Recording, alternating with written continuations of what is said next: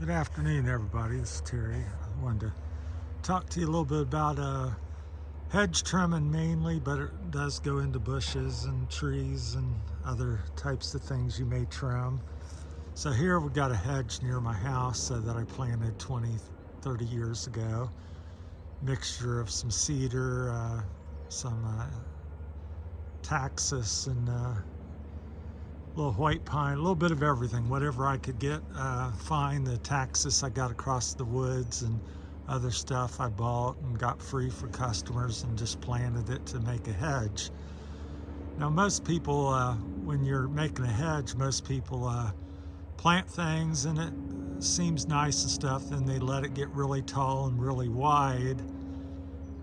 And the problem with that, it shades out the inner of it. If it's really high and can't get no sunlight back in there because it's so thick and tall, it defeats the purpose of having a hedge. So you can see through it or walk through it. This is not the perfect hedge by no means, but just to illustrate a few things that I'm speaking about. So when I trim a hedge to keep a hedge nice and thick, this is, like I said, not the perfect scenario, but I tend to go up the sides. If you can see this, how this is sloped, it's kind of tapered back up through there.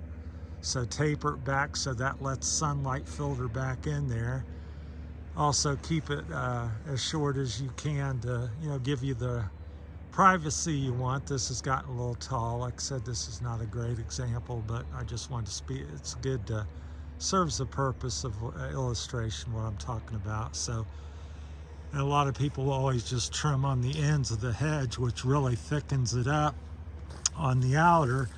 But if you look back in there, there's not much growth and greenness. So what I would go in is go back in there and prune some bigger limbs out to let a little filtration light in there. As you can see here, this is the white pines kind of died back a little bit. Because it's died back, the taxus is greened up back in there, which makes it a little bit thicker. So it's kind of a blend to have some green on the outside as well as on the inside. So by keeping it short as you can to keep, still have your privacy that you're looking for, and to poke little holes in it, and then tapering it back will maximize the hedges, what you're wanting, which is most people are wanting privacy. So this is in a little need of some trimming and care, a little additional. I didn't get to it this summer very well, or fall, so it'd probably be a springtime project. But that's kind of my thoughts on hedge. You can make it many different ways, but don't always just come back here and trim the edge here on the outside. Just hit that, because what will happen is that this will thicken up and get so thick there will be no light back in there. And you want to keep the hedge healthy and growing inside as well as outside. So because a lot of times little people, as they're trimming out here all the time, the hedge gets bigger and bigger, and suddenly it's hollowed out inside and you can almost walk through it. And if anything would happen to an outer limb, then you have a big old hole you can see straight through, or somebody can walk through. By keeping it thick inside and outside, it ends up being a much better result, because people are only thinking of what it looks like right now and the outer side of the hedge, and how that would apply to like a row of bushes, or bushes next to a walk or house or something. Again, people will trim on the outside, and then pretty soon the bush is overhanging their walk or their deck, and it's in the way. Well, if you go to cut it back, you have no greenery inside the bush, and it looks like a brown, dead bush or stick. So that's why you always want to have some green back in there. It allows you to adjust the size of the bush to make it smaller, or let it go a little bit bigger, so you can keep it in check and your bush will last longer for where you're wanting. So I trim most of my bushes for the most part. I thin them out, deep pruning I call it, or whatever, and so I don't have I don't work on my own property as hard as I work on my customers. So here's a boxwood that I've done. So I've went in there and poked holes in it. So if you look down in there, there's a lot of growth, where people that really trim it on the outside all the time, that's all they do, they won't have that greenness down in there. See how green that is? All around this bush, it's green on the outside and inside. And that allows me, if I decide this bush is too tall, I can cut it in half and still have a nice looking bush. It will have some greenery. Now, if I just trimmed on the outside all of the time and I decide I wanted to trim that in half, well, I'd have just a stick. There would be virtually no greenery down in it. So that's what I'm talking about. And I still kind of got that shaped a little round. I do a mixture of squares and rounds. And then over here, I'll walk you around a little bit since we got a few minutes. Supposed to get a big snowstorm. Freeze and polar vortex coming down the next couple days. So it's going to go from about 45 to 2 degrees on Friday. So here's the taxus. And now I haven't done the deep pruning so much on these, but they're, still have some green down in there. And then these I've got kind of round with a flat top on them. So that's the key to having some of the keys to having a nice hedge is tapered on the sides. So lean it back, as I'll show you again here. If you look up through there, it's not just straight up and down, it's kind of tapered back. So that the purpose, again, that allows more sunlight in. Keep it thin, poke little holes in it from time to time. Don't allow it to get too wide as well. So if the hedge is 10, 15 feet wide, it will get thin down underneath, and that's what you don't want, because you've got a hedge for privacy 99% of the time. So this here on the end's thin because of this big tree up here. It's kind of shaded out. It gets a little thicker in the middle out through there. So this is probably a 150-foot long hedge that I've made over the years. Then here's another bush that I trim, and I'll try to show you some examples but you can see it's still green down there, but it's got a little dead, so it's getting a little shady. So that's why you try to poke some holes. Here's another one of them here. We'll look over here, see what it looks like.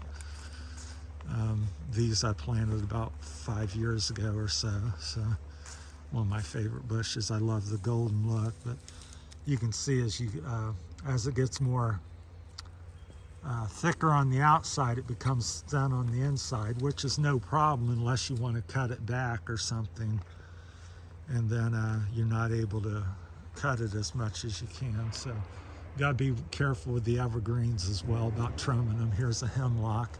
I got that for free at a customer's house years ago and just put it in there. It needs sprayed a little bit, but that's a hemlock. Most common up in Canada. So, and then we'll get over here, this hedge here. I'll try to estimate it for you. I'd say we're in the neighborhood of about, I don't do as much on the other side. I lightly trim it, but like I said, it goes way up the road there, and it's probably about 12, 13 feet wide there. So it's gotten a little wide, so I'd recommend keeping as narrow as possible. This could be have kept a little bit narrower, but I can still reach. I'll show you some of the tools I use. I use my power pruner, pole trimmer. That's how I kind of reach the top. It does a pretty decent job. Or you can put a hedge trimmer blade on the end of your weed eater and do that, which I don't have, but I think that's a good decision. Here's some of the basic tools I use. I have a lock there, so that's where I'd go in and cut the back in there and poke little holes where it's thicker to let more light in to thicken the hedge. And then one of the main staples is my gas-powered steel hedge trimmer, the HS82, and then we got the hand trimmer.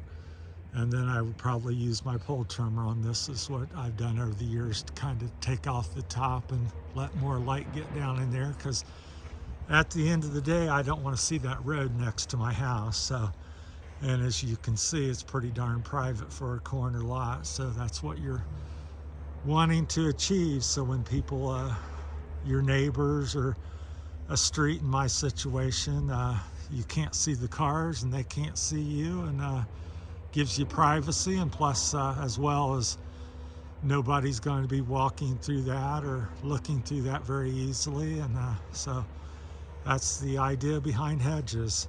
So if you want to do your bushes the same mentality, especially they set along your walk, and you got to control the size of them, and you don't want them to be a stick, you got to keep them keep going in there and deep pruning and keeping them to look nice. So hopefully this is helpful to you guys out there, and I just thought I'd take a few minutes and tell you a little bit about hedge trimming, and you can apply that to bushes and everything as well. Also, you'll notice now the trees are all bare though, but in summer when the leaves are out on trees, if you ever look at a tree, it's not just all smooth on the outside. The limbs go in and out. There's some greenery on the inside and outside. So that's the kind of mentality to keep a tree in nature. Most trees grow like that. They're not just a shaped tree where it's all manicured and all the growth is on the outside. There's leaves near the trunk. There's leaves on the outside of the limbs, and so that's the concept and idea behind doing that to your hedge and stuff, to keep it thick and nice looking and stuff. But now if you're wanting to make animals and shapes and you really want it manicured and you're not concerned with having it trying to make a hedge of it, then by all means there's nothing wrong with just fine trimming the boxwood or a hedge. That's what most people end up doing, but a lot of times they get stuck on that, and then their hedge thins out at the bottom because it's gotten too tall and thick on the sides, and they don't taper the edge.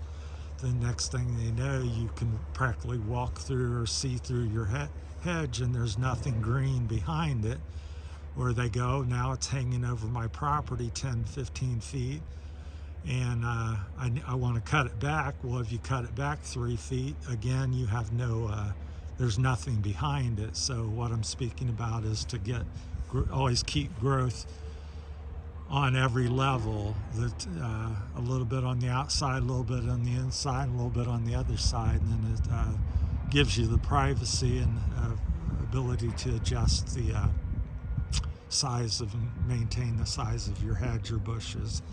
So that's my time. Hope everybody has a great holiday. Hopefully this is helpful, and thanks for watching. Have a great day. Thank you.